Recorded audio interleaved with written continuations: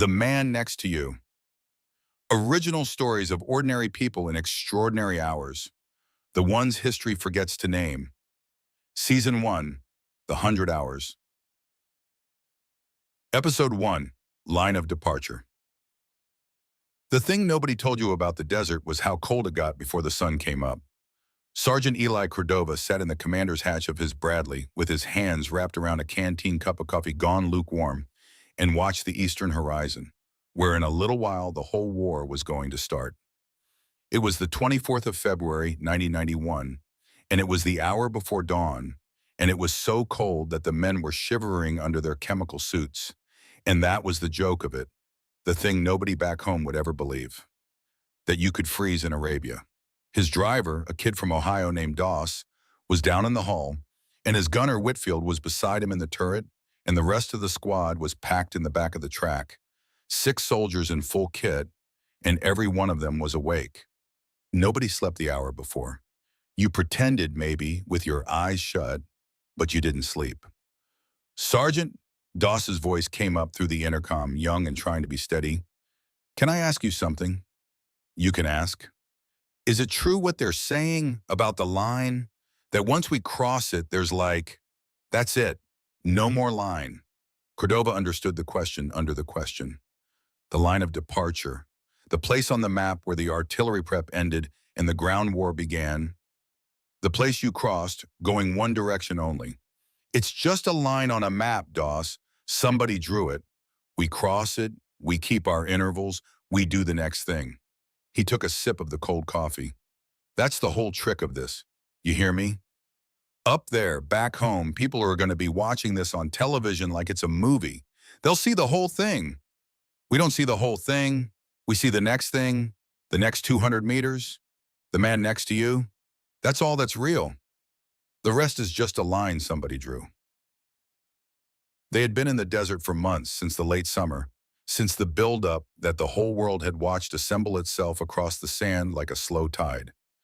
Cordova had been a soldier for 11 years by then, long enough to remember when the army was a different thing, hollowed out and uncertain, and long enough to have watched it put itself back together. His men were young. That was the thing that struck him in the cold hours. How young? Whitfield was 22 and thought he was old. Doss was 19. The men in the back were 19 and 20, and one of them, Private Salas, had turned 18 in a tent in November, and they'd made a cake out of pound cake from the MREs, and it had been, in its way, one of the better days.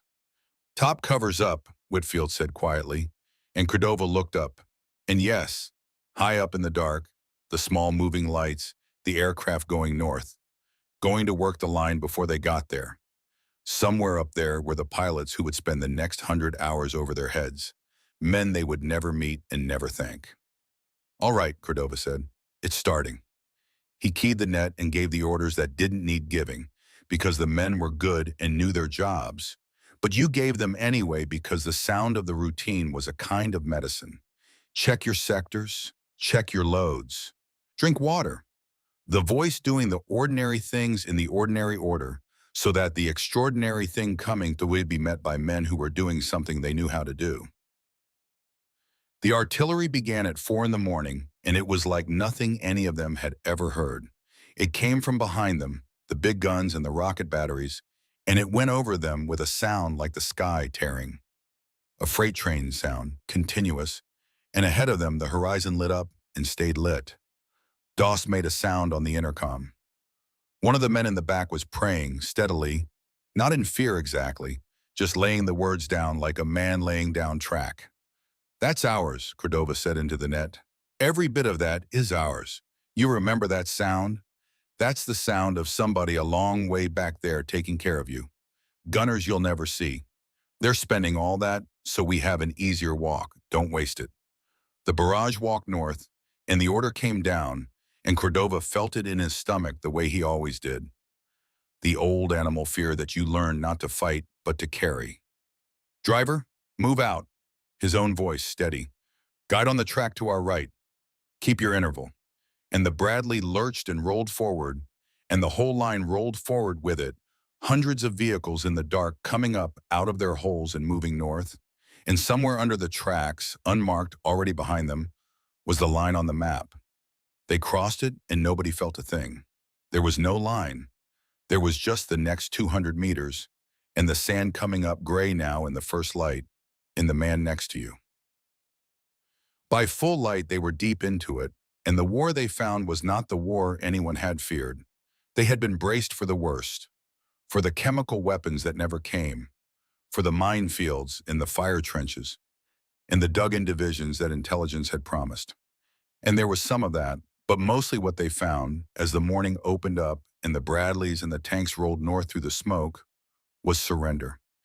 They came up out of the ground with their hands up, out of bunkers and trenches and holes, in ones and twos and then in dozens, in hundreds, men in the tattered uniforms of an army that had been sitting under that artillery for weeks, men who were starving and frozen and who had decided sensibly that they did not want it for any of it. They held up leaflets that had been dropped on them. They held up white rags, undershirts, anything. "Sergeant, what do we—" Doss's voice was high. "There's so many of them. What do we do?" "We don't shoot," Cordova said sharply on the net, to all of them. "Hear me, all stations. Those are EPF abuse. Those are prisoners. You do not fire. Point them to the rear. Hands up, move to the rear. We do not shoot men with their hands up. That's not who we are, and that's not what this is." He climbed half out of the hatch and waved the prisoners back, southward, the way the army had come, and they went, stumbling, grateful, some of them weeping, an old enemy dissolving in front of him into what it had always really been, a mass of cold, hungry, frightened men who wanted to go home as badly as his own men did.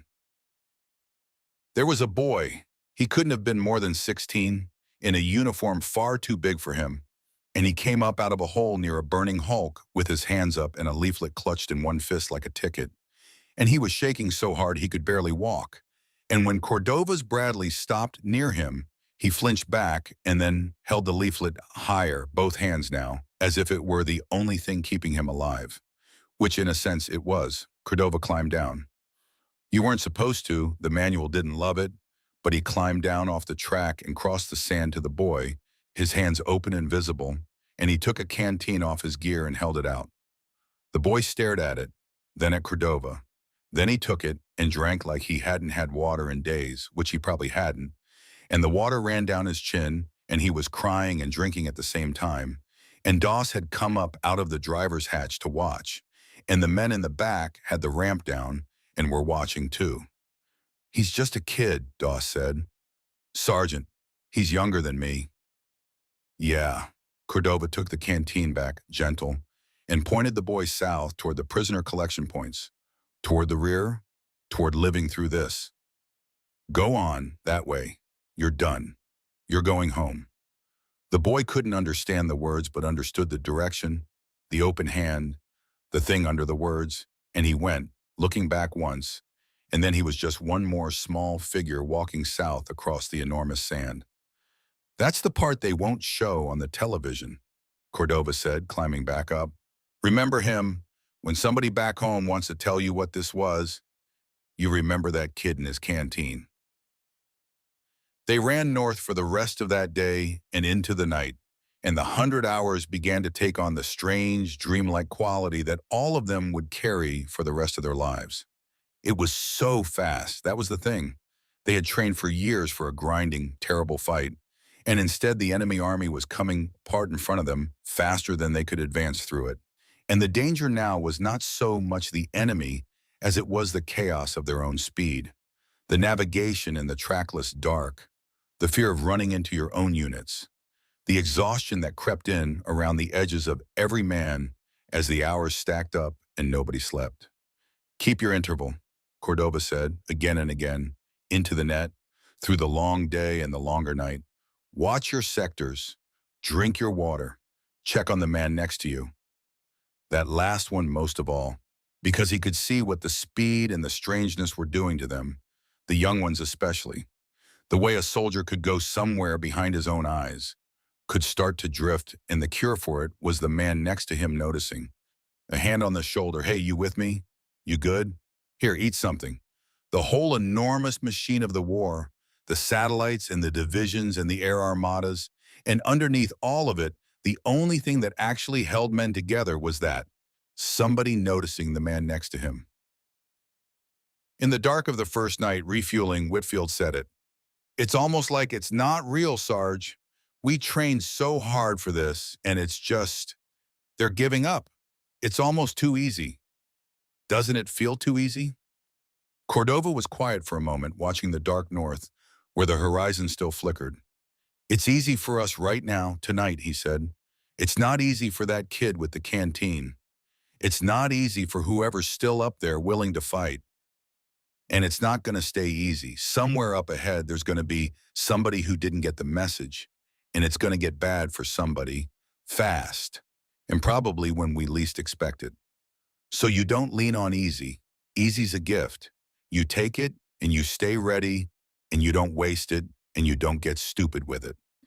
He clapped the younger man on the shoulder. But yeah, tonight we'll take it. Tonight everybody walks. Get some water in you. And he looked back over his shoulder, south the way they'd come, where 100,000 prisoners were streaming toward the rear, and his own army was pouring north under a sky full of aircraft.